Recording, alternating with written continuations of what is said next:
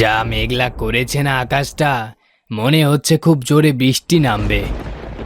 হ্যাঁ হ্যাঁ, বৃষ্টি নামলো বলে মনে তো হচ্ছে কৃষকেরা তাদের পাকা ফসল ঘরে তুলতে পারবে না গো। সব ফসল কেটে শেষ করার আগে বৃষ্টি নামলেই হয়েছে। টিভিতে খবর শুনলাম 10 দিন নিম্নচাপ ও জোর বেগে বৃষ্টি হবে। কি বলছো কাকু, টানা 10 দিন? খবর শুনেছ গো সবাই, টানা 10 দিন বৃষ্টি হবে। সবাই দ্রুত ফসল ঘরে তোলো। তখনই খুব জোরে বৃষ্টি নামতে শুরু করে। এই যা, আমার ধানের আটিগুলো তো সব ভেজেই যাচ্ছে। কি করি এবারে? বলেছিলাম সবাইকে, মিলল তো আমার কথা। জোর বেগে বৃষ্টি নামতে দেখে সব কৃষকেরা যে যার মতো ফসল মাথায় নিয়ে বাড়ির দিকে ছুটতে থাকে।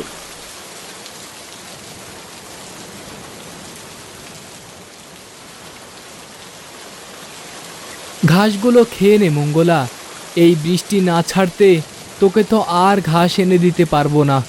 জানিস তো মঙ্গলা, এভাবে বৃষ্টি হতে থাকলে মাঠ ঘাট সব পানিতে ডুবে যাবে। কি গো, মংলার সাথে অত কি বিড়বিড় করছো? ভেজা শরীরে থেকো না, তাড়াতাড়ি গা ধুয়ে ঘরে এসো। নতুন বৃষ্টির পানি, বেশিক্ষণ ভেজে শরীরে থাকলে তো জ্বর আসবে। কি গো, খাবার খাচ্ছ না কেন? কি হয়েছে তোমার? মুখ অত মলিন কেন? তুমি কি কিছু নিয়ে দুশ্চিন্তা করছো? কি জোরে বৃষ্টি নেমেছে তো নেমেছে, বৃষ্টি কমে আসার কোনো লক্ষণই তো দেখছি না। আজ আর কমবে বলে মনে হয় না। জমিতে পাকা ফসল সব ডুবে পচে যাবে। কত টাকা লোকসান হবে ভেবেছ গিন্নি? অত দুশ্চিন্তা করো না তো, নিয়তে ঘন্টাবার নয়, যা হবার তা তো হবেই।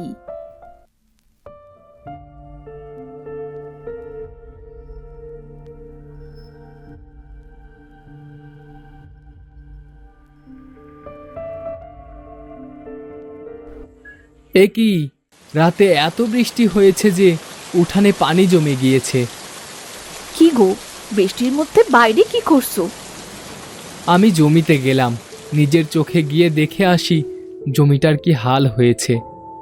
শুনলাম টানা 10 দিন নাকি এমন বৃষ্টি হবে। গিন্নি। তারপর সজল হাঁটতে থাকে। পথে রামুর সাথে দেখা হয় তার। জমিতে যাচ্ছ বুঝি? এমনিতে নিচু জমি, তার ওপর ভারী বৃষ্টিপাত, জমিতে পানি জমে একাকার নিশ্চয়ই। চলো গিয়ে দেখে আসি কি অবস্থা জমির। তারা দুজনে যাবার সময় রাস্তার পাশে একটা কলা গাছ হেলে থাকতে দেখে। রাতের বৃষ্টিতে কলা গাছটা হেলে পড়ে গিয়েছে। গাছটাতে একটা লাঠি ঠেকা দিলে গাছটা আর মারা যাবে না গো। কি ভাই, কোথায় জমিতে যাবে? জমির হাল কি সেটা দেখবে, নয়তো কলা গাছ নিয়ে পড়ে রয়েছ? তারপর তারা দুজনে আবার হাঁটতে শুরু করে। কিছুক্ষণ পর তারা জমিতে গিয়ে পৌঁছে। তারা জমিতে গিয়ে দেখে তাদের পাকা ফসল পানির তলায়। এই ধান আর কেটে বাড়িতে নিয়ে যাবার নয়। গোড়া পচে যাবে, তারপর পানির নিচে পড়ে ফসল যাবে, আর সেখানেই শেষ আমাদের সোনার ফসল। জমিদারের থেকে 10,000 টাকা ঋণ নিয়ে ফসলের কাজে ভেঙেছি। ভেবেছিলাম ফসল বিক্রি করে জমিদারের ঋণের টাকা দিয়ে দেব। ফসল বিক্রি করে জমিদারের টাকা দেবে, সে স্বপ্ন দেখা ভুলে যাও। এই ফসল আর ঘরে যাবার নয়। তাই তো দেখছি গো, বিধাতা যদি একটা দিন সময় দিত আমাকে, তাহলে সব ফসল ঘরে তুলতে সক্ষম হতাম। চলো চলো, বাড়িতে চলো, যা হবার তা তো হয়েছেই। ওই দেখো বৃষ্টি জোরে নামতেছে, বাড়িতে চলো। তারপর তারা দুজন আবার বাড়িতে ফিরে যায়।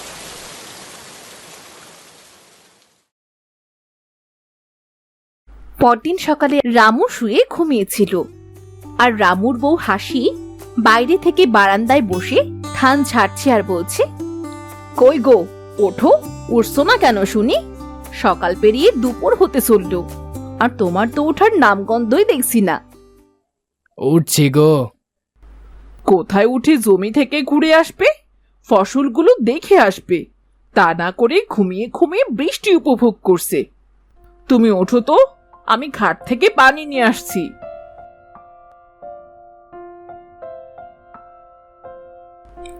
তারপর যখন হাসি কলস নিয়ে উঠোনে হেঁটে পুকুর পাড়ে যেতে লাগে, তখন ঠাস করে সে উঠোনে পড়ে যায়। ওরে বাবা রে, ওরে মা রে, আমার কোমরটাই গেল রে। এই এই তুমি কোথায়? আমার কোমরটা গেল। কোথায় তুমি? এসো এখানে। কোথায় আমাকে এসে উঠাবে, তা না করে পড়ে পড়ে ঘুমাচ্ছে। আমি আজই বাপের বাড়ি চলে যাব বলে দিলুম।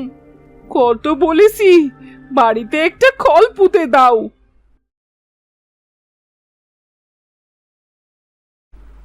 ভেবেছিলাম এবারের ফসল বিক্রি করে কল বসিয়ে নেব, সে আর হলো কোথায়।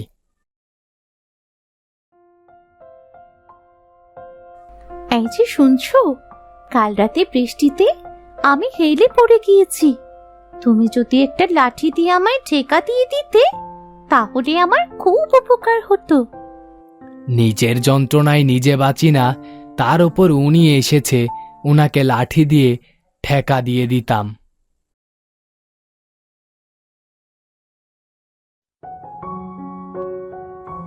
আরে, এ তো দেখছি অনেক ইলিশ মাছ। মাছ ধরে বিক্রি করতে পারলে অনেক টাকা কামাতে পারবো। আমি এক্ষুনি জাল নিয়ে আসছি।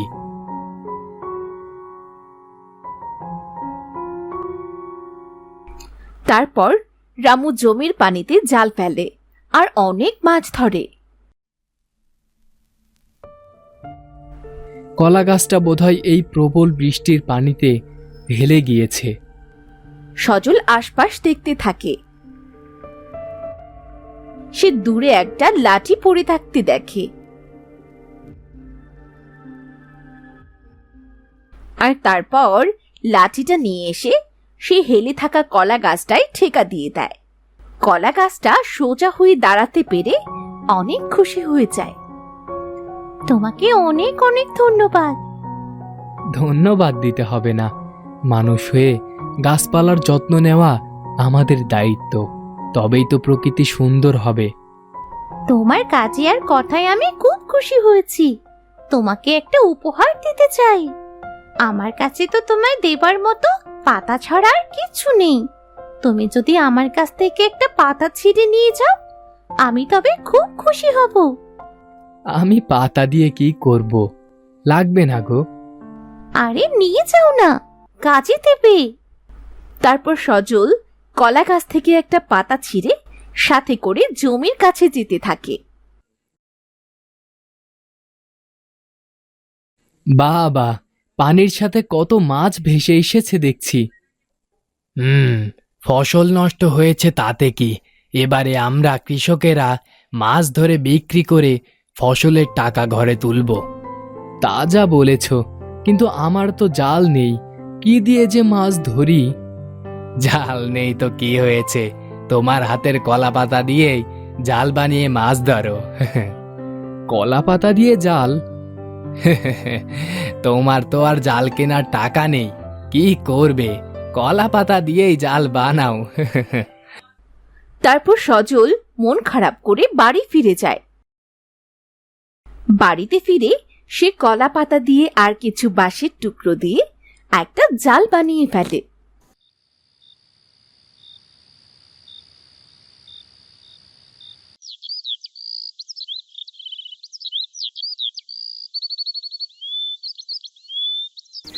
এক একটা মাছের সাইজ দেখেছিস? কাকু, বিক্রি করলেই 400 টাকা। যাক বাবা, মাছ বিক্রি করে জমিদারের ঋণটা পরিশোধ করা যাবে। মাথার উপরে বিধাতা আছে রে সজল, তিনি কৃষকদের এত বড় ক্ষতি করতে পারে বল? কাকু, তিনি একদিকে নিয়ে যান তো আর একদিক দিয়ে দেন। কিন্তু তোমার জালে এত বেশি মাছ পড়ছে কেন?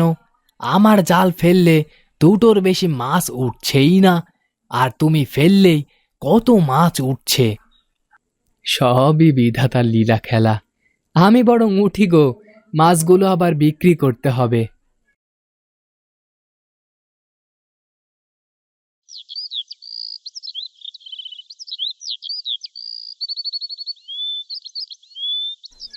পরের দিন। বলো তো, তোমার জালের রহস্য কি?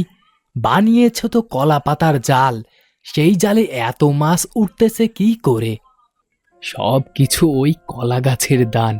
নয়তো দেখো, তোমার বাজার থেকে নতুন কিনে নিয়ে আসা জালে কম মাছ পড়তেছে, আর আমার কলা পাতার জালে বেশি মাছ পড়তেছে। কলা গাছের দান মানে?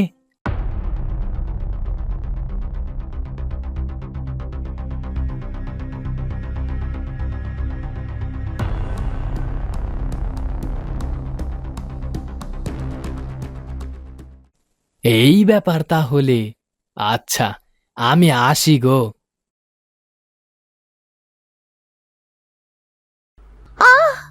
ইস, চলে গেল গো। তুমি বড্ড খারাপ লোক, বাজে লোক তুমি।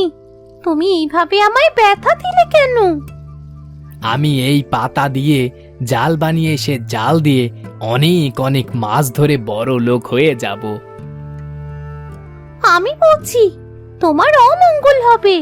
তোমার মনে অনেক অহংকার আর খুব হিংসে, এটাই তোমার পতন বয়ে আনবে।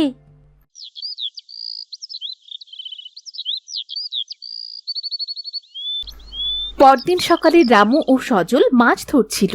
সজলের জালে অনেক মাছ উঠেছে, আর রামুর জালে একটিও মাছ উঠছে না। একই জাল, কিন্তু তোমার মাছ উঠছে আর আমার মাছ উঠছে না কেন? এ কি সর্বনেশে কাণ্ড! বিধাতা হয়তো তোমার ওপর নারাজ, তাই তোমাকে মাছ দিচ্ছে না।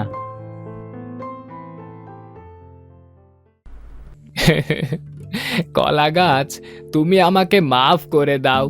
আমি জানি আমি তোমার সাথে অন্যায় করেছি, আর তারই সাজা আমি পাচ্ছি।